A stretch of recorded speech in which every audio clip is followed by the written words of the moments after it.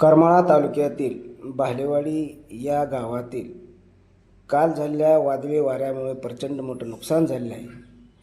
40 ते 50 एकर केळी जमीन उद्ध्वस्त झालेली आहे.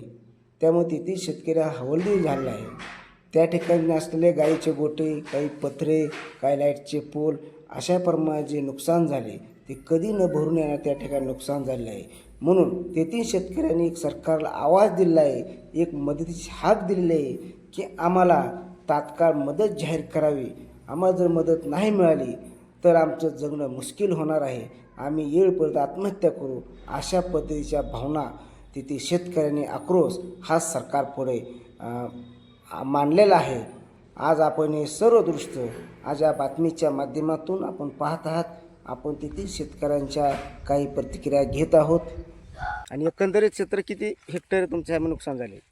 काल अचानक आलेल्या वारेकावदानामुळं भालेवाडी गावातील जवळजवळ 40 ते 50 एकर जमीन हे केळी बागायतदारांचं पूर्णपणे भूसपाट झालेलं आहे. यामध्ये शेतकऱ्यांचं फार मोठं नुकसान झालेलं आहे. आज या निमित्त पालकमंत्र्यांनी आदेश दिल्यामुळं सकाळपासून पंचनामे चालू झालेले आहेत. परंतु नुसते पंचनामे कागदावर न राहता ते शेतकऱ्यांना त्यांचे पूर्ण असा नुकसान जे झालेलं आहे त्याचा खर्च मिळावा ह्यासाठी शेतकरी पूर्ण अपेक्षित आहेत.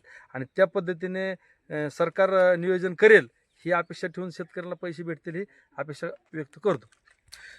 नेमकी सरकारकडून तुमच्या अपेक्षा काय, नेमकं किती तुम्हाला नुकसान भरपाई दिली पाहिजे? मला माझ्या जे 8 एकराचं नुकसान झालंय त्याला जवळजवळ 14 लाख रुपये खर्च झालाय.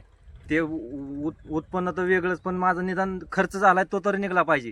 जर मला शासनाने 100% नुकसान भरपाई नाही दिली तर मी आत्महत्या करणार आहे. कारण शेतकऱ्याच्या मालाला कवडे मोल किमतीने घेतात.